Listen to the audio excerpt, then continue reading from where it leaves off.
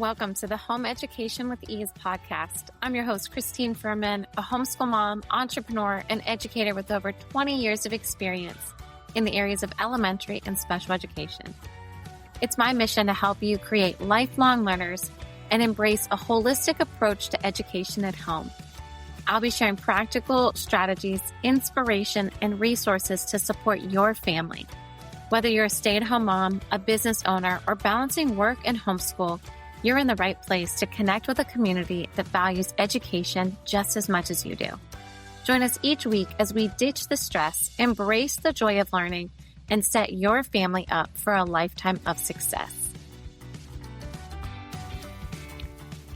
Hello, friend. Welcome back to the Home Education with Ease podcast. I'm your host, Christine Furman, your home education expert.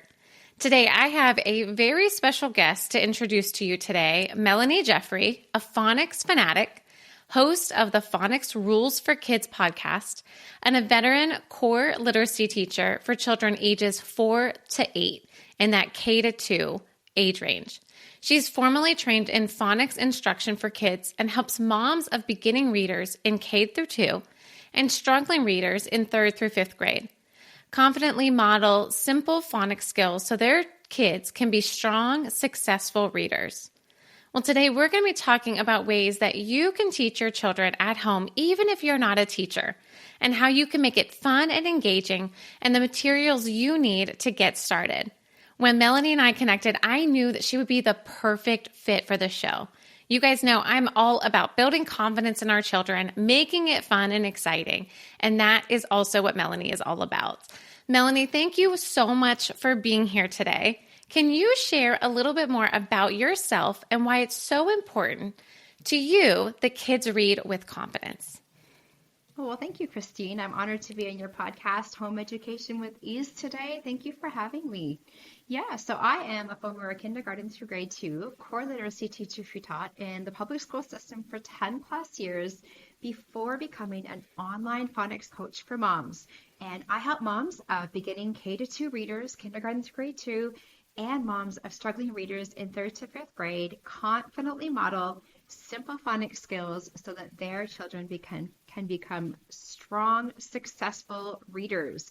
And experience and formal training in phonics instruction has shown me that phonics skills, simple to more complex, are the key to unlocking your child's success as a reader. So as a classroom teacher who has used phonics to lead hundreds of children to read with success, I am excited to share what I've learned with moms teaching their kiddos to read at home. I love that so much. And I definitely see that this is a need on the rise. I have seen a lot of children come to me that are looking for that reading instruction, right? Or parents, I would have to say, that are saying we need help helping our children to be able to read confidently. And that is a huge skill that we want to unlock within our children because that is a lifelong skill that they need. So what are some of the things, what's some of the training that you have and how you became this phonics fanatic? Because I love it so much. There's always so much to learn within our English language. There's always so many things that are not following this rule and following that rule, or it doesn't follow this rule. So can you share a little bit about your experience within the classroom and, your phonics training? Yeah, certainly. Thanks, Christine. So as a former classroom educator, I began teaching children to read in the old whole language system called the balanced literacy system. And in that system, your child was given a lot of sight words to memorize or to recognize by sight in order to read. In the old system, which seemed to work for a very short period of time, sort of kindergarten through the very earliest stages in grade 1, because your child is capable of memorizing a few sight words. This system actually taught children to guess. So think of the old pattern books. I like to run. I like to skip. I like to jump. So you have the repeated words, I like to, I like to, I like to. Most children can memorize that and repeat the pattern that is presented. And then there was a picture. So that was a clue. they gave the child. So I like to, j, what's the first sound? J, what's the child doing? Jumping. Okay, well, it must say, I like to jump. So it was actually a form of guessing. So yes, it appeared to work for a very short while using the simplest pattern books for kiddos. But what happens when the pictures disappear? What happens when the phonics skills become more complex? That's when children really started to struggle. When those supports, the picture supports were taken away, that's when we noticed that that whole language system, the cueing, look at the picture, look at the first letter of the word, a form of guessing, was no longer working to support young readers. And that's where children were falling through the cracks because it wasn't based on phonics skill after phonics skill. So that's where I came from. And your listeners may have heard of the science of reading. Now, it's easy to think, well, that must be a book. It's actually not a book. It's just a body of research that has been proven on how children learn to read best, how children's brains actually work. And guess what? Phonics is back. So, and for the homeschool community, home educators, the great thing about this community is that your curriculum never deviated from phonics. It was always phonics based. Yes. Right? So take your cue. So I'm so glad that we are back to core phonics. That has been a shift in the public school system in the last, I would say, 2-3 years. Like this is quite recent for some boards, and I had some great formalized phonics training. Basically, where do you start when teaching a child to read? What are the most basic phonics skills that you would teach first? How do you reinforce that learning? How do you model it? How do you practice it so that it sticks for our youngest readers? I love that because it is so true. I mean, I was in the classroom for multiple years, and even myself as a child, you know, I remember my mom saying that when there was 3 of us, my brothers and my sisters, you know, it would change every year. You know, the system, the way that they were teaching reading would change every year. So I might be good at one part of it where my brother and sister, they were good at a different part of it, you know, and it was like, why are we continuing to keep going back and forth, back and forth? Like, it does not seem like it should be that hard to be able to teach our children in a very, you know, consistent way. Yes, of course, all of our children learn differently and at different paces. But if we know the way that they learn, right, if we know how to teach reading, why are we not staying consistent with that method?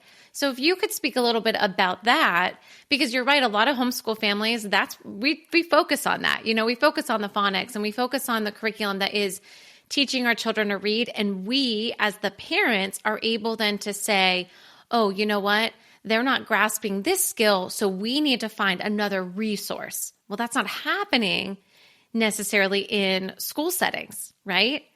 So I would love your thoughts on all of that.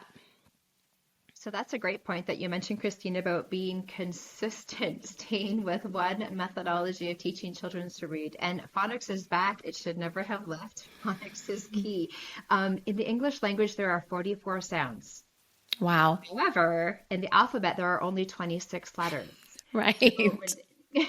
So this is where we begin with the alphabetic principle, a fancy way to say, let's start with the basic, the single consonant sounds. B spells B, D spells D, and the 5 short vowel sounds. A spells A, E spells F, etc. So that's where we start with teaching phonics, where we can start building on those simplest alphabetic principle when you're reading those CVC words, which stands for consonant, vowel, consonant, like b, at, bat, b, it, bit. We call those CVC words, consonant, vowel, consonant words. Children can grasp those words fairly simply because one letter represents one sound. Where we start, and more parents may be running into some gaps or some frustration or some difficulty in a phonics skill sticking at home is when you get into the more complex phonics skills like vowel teams. For example, Christine, think of the long E sound. How many ways are there to spell the long E. So I'm thinking, Multiple ways. And the fact that this was exactly. always something too. Maybe you can lean a little insight on this too. Sometimes that EA doesn't make the long E sound, Right. right? And So spells talk about E. confusing. Exactly. Well, and to use your exact example there, so EA spells E in leaf. Sometimes EA spells F, like in the word head, HEAD. It is so tricky for kids. So what we like to do is teach the most common way Hmm. to say the vowel team. EA spells E, and you're going to teach that skill primarily. And then in a later phonics lesson, you can add O. But sometimes EA spells F, like in head, Hmm. or lead, and like EE spells E in sleep, EA spells E in leaf, EY spells long E at the end of like hockey, Y Hmm. spells end at the end of a two-syllable word like happy. So this is where phonics starts to get a little more challenging. But moms and dads, you can do this because you're going to teach one spelling of that long vowel team per lesson at a time.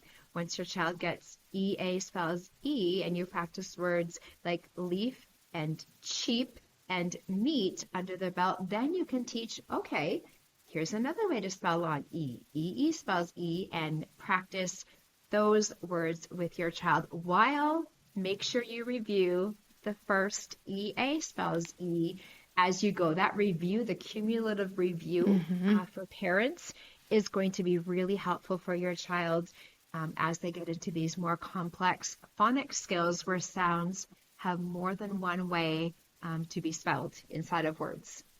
Right. That's absolutely so true. And I don't know if you've seen some of the reels and TikTok or, reels where there's so many different people saying about the English language, like comb and, the OMB and how many different tomb and all the different ways that it can be said.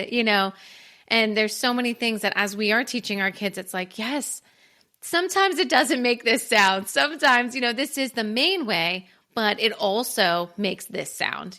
So that can Yes. be tricky. So you're not crazy. Parents, you're not crazy whenever you No. say, it does say this sound, but it also says this sound and this sound and this sound. And I think that is probably a very frustrating piece.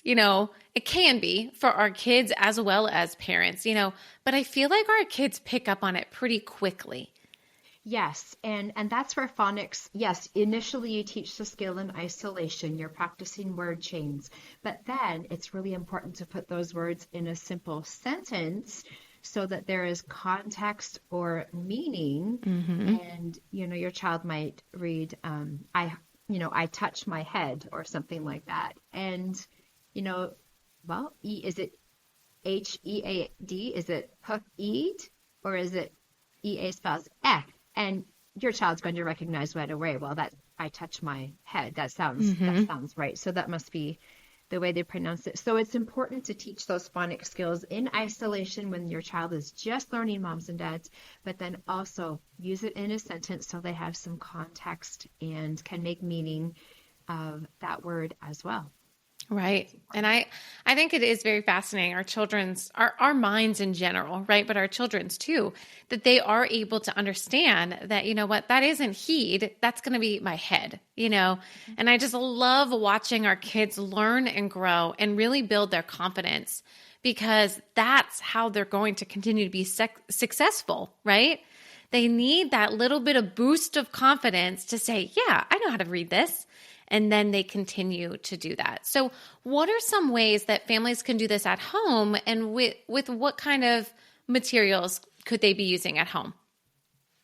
Certainly. So, um, for high engagement, I always like to use fun materials. So if your child is younger in kindergarten, early grade one, and they're struggling with fine motor skills, go ahead and use some magnetic letters, right? Your child can still demonstrate his or her learning, your son or daughter, using magnetic letters. If you ask them to spell him, well, they can drag up each letter and they're showing you that they have the sound symbol correspondence, right? H spells I spells I, M spells mm.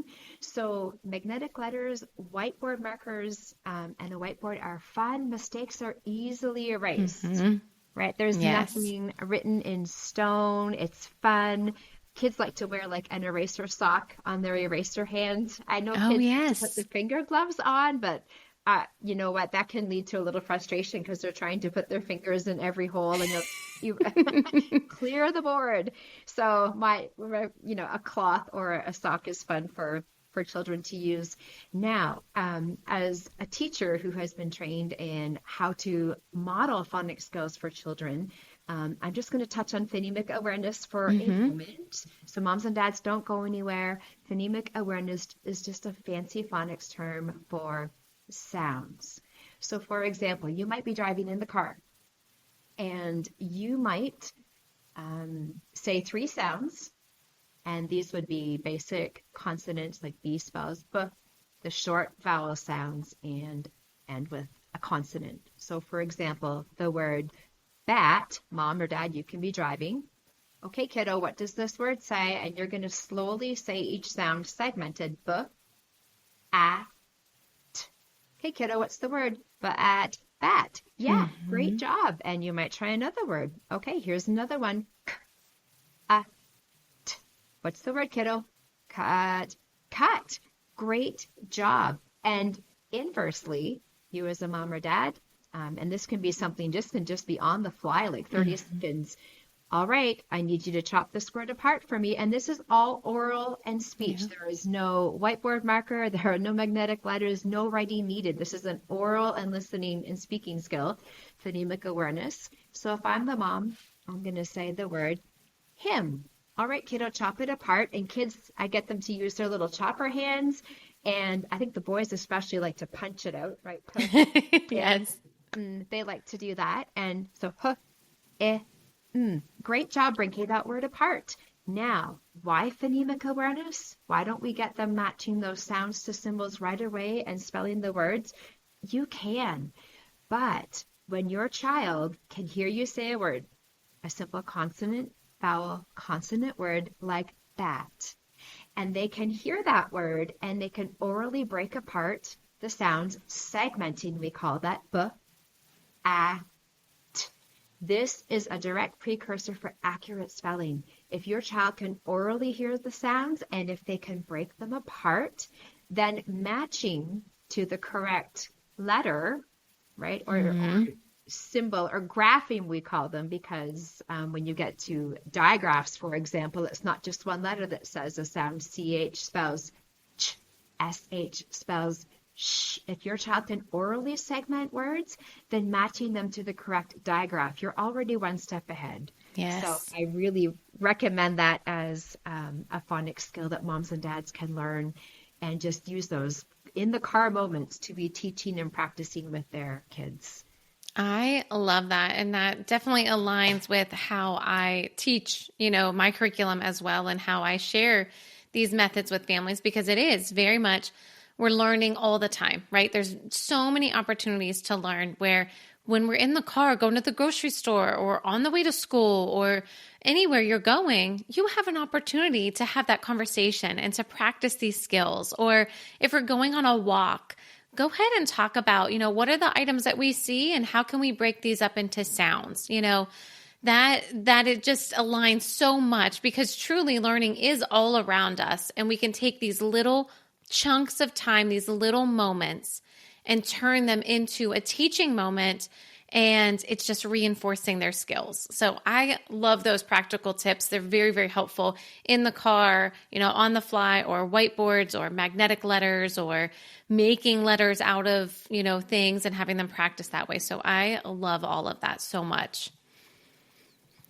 So what are some of the other things that you talk to parents about, within your program that you have?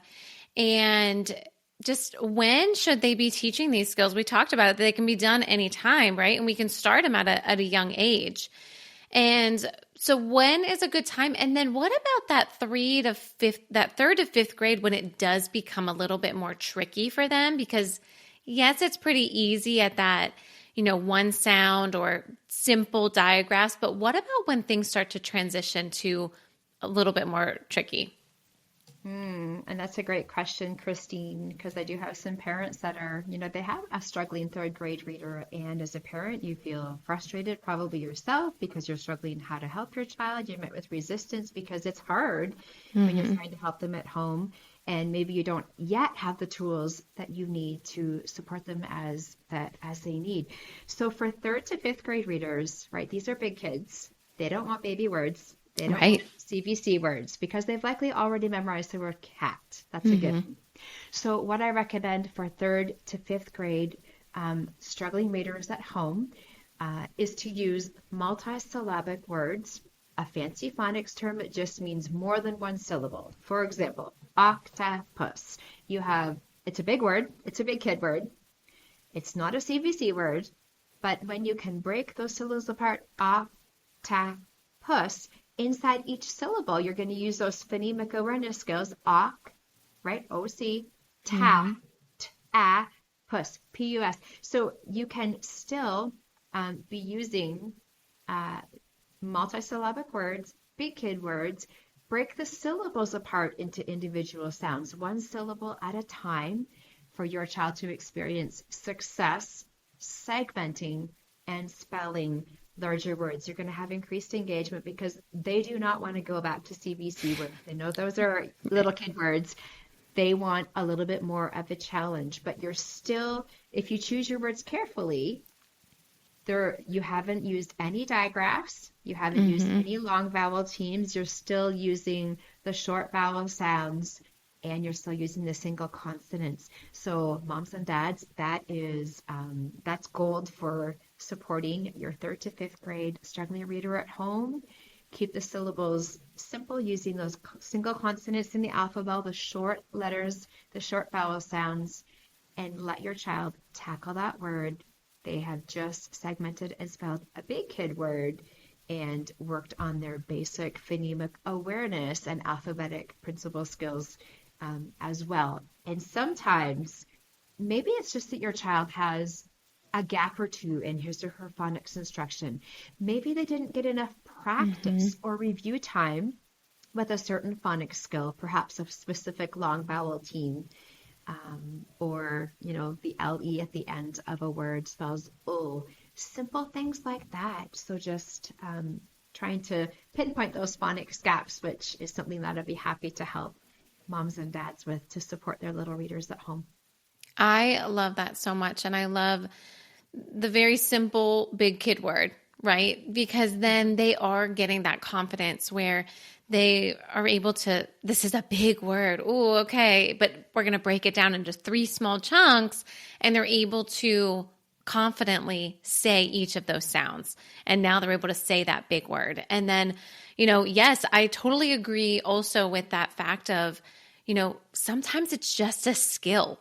And we need to figure out what is that one skill that they are missing, because once you unlock that, a lot of times they can then progress, a lot faster because now they have that skill. So I love Yes. that. Yeah, and there's one more thing if I can mention, Christine, about Yes. struggling third to fifth grade readers. There are books out there, and I don't have a specific series name off the top of my head, but they're referred to as high interest, low level. So you're not going to tell your kiddo that, but I think they're often graphic novels, so the Mm-hmm. pictures, the interest is very high, but the words are lower level. And so your child, the graphics are like age appropriate for your child. They're not like too cartoony, Mm-hmm. but they're called high interest, low level text. So that's something that your parents might be interested in checking out as well. Yes. Yes, I think that is a good one. And there are definitely some graphic novels out there. I've even researched and read that a lot of graphic novels, there's this one author in particular that he created these books for children with dyslexia because he was struggling, and those graphic novels were able to help him be able to read more confidently. So I love that, Yes. because I was very much like, no, we're not going to, do graphic novels. We're going to read a book, right? But it's like, well, what are the tools now that are out there that can help our struggling readers become confident? And that really is the ultimate goal. How can we help them be more confident? And that is now a tool that is available for them. It is, right. And you touched on dyslexia there. And dyslexia is, we're not, is a sound processing disorder, as you know. So it's not, if your child's writing B's and D's backwards, that's not necessarily dyslexia, right? I mean, B's and D's and P's, they're all made with a round symbol and a stick, right? Mm-hmm. So that's just familiarity. But dyslexia, it's a spectrum. So your child could have very mild dyslexia.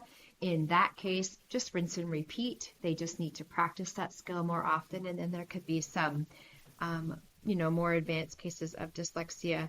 Phonics still works. It may take a little bit longer, and generally it will. So moms and dads, be patient. But if you practice the skill enough and give your child enough opportunities to practice, it should eventually stick. And then you can go on to the next skill. I love that. That's so encouraging for families that are struggling with their children. So I love that little tip that, yes, let's just always go back to the phonics. And I think you would agree that if your children are in school and they are learning sight words, still focus on phonics. You need to find a phonics program if the school is not doing that, because I have seen that for myself. I've had a lot of students come to me, struggling readers, and it's because they are teaching sight words. Here's a word. Here's a big word. Even though you don't know all of these sounds yet, just know how to read it. And I just totally disagree with that. And I think that's just confirmation here that we need to really, really focus on the phonics and the phonemic awareness of all of our words, so then that way we can just build that confidence and be able to say these words correctly and without memorization. Yes. Christine, can I touch on sight words for just a moment? Yes, please. Okay, so sight words, yes. So in the whole language system, the balanced literacy system, literally hundreds of sight words that your child was to know. Now, in phonics and in the English language, I just want to touch on this, that not every word is decodable. Right. That simply means not every word can be phonetically sounded out to read the word. Let's take the word was, for example. Okay, moms and dads, imagine you're in a classroom and you ask your kids to top apart the word was. Z. Which letters do you think they're going to use to represent the sounds? Z. Probably W, U, and Z. Z. Exactly. Yeah. So for sight words, there are some that, basic memorization. There are a few because they just don't follow. But we teach kids sight words differently in the phonics system. Some parts are decodable. So what we do when we show a child the word was, is W decodable? Do I see a W and that says yes? But how about the rest of the word? No. So I'm going to put a heart under the W, the AS, because that's the tricky part. That's the part that I need to memorize. I love that. Hearts. But I can decode the W. So there are only just parts of those sight words that we need to remember that are tricky, not necessarily the whole word. Mm-hmm. I absolutely love that you put a heart by it, because I do teach that, right? And I teach that where, okay, yes, we know what the M, like I'm thinking about me and she, right? Where we're teaching them that that's a long E sound, even at the very beginning when we're learning words, right? And I say, well, this E makes a different sound. It makes the long E sound, right? So yes, I teach, and that's where I teach like the balance of both of them, right? We teach sight words and phonics because we can break down some of these sight words with, I love though the heart. I think that is such a great way to say it. Like, you do know how to say this sound, and some of them you do have to memorize, right? But we're still teaching them the basic phonics skills. So I love that so much. See, I knew we were so aligned, definitely. And it's just so wonderful to have you today on the show. Well, do you have any final things you want to share with the parents today? Yes, moms and dads, you are your child's first and best teacher, but even trained teachers did not just enter a classroom knowing how to teach phonics. Right? They received training. They've had training. They've had phonics coaches in their room. this is how you teach phonics for kids. This is how you model the skill. This is how you practice the skill. This is how you review the skill. And this is how we should reinforce the skill. So moms and dads, I believe anyone can learn to confidently model simple phonics skills. If that sounds something that you might be interested, come on over to phonicsrulesforkids.com and check out my course. It's called Teach Your Child to Read, Confidently Model Simple Phonics Skills at Home. And every Monday, come on over and join me on the podcast where I share phonics tips and tricks for moms and dads teaching their kiddos to read at home. I love that all so much. Definitely check out all of the things that Melanie was just talking about here. We're going to put all of those links in the show notes below so you guys have access to them and you can get in contact directly with Melanie. So Melanie, can you just share with everyone right now where else are you on social media? Can they follow you there as well? We have the podcast and the website. Is there other places they can follow you as well? Yeah, so podcast and website. I have a Facebook group. Come on over and join me at bit.ly/Phonics Rules for Kids. And I'm not on Instagram yet. That is my next project. So primarily the podcast and the website for now. I love that. So all of these links will be in the show notes. And feel free, like I said, reach out directly to Melanie for any additional questions and to get connected and to check out her course. I love it all so much.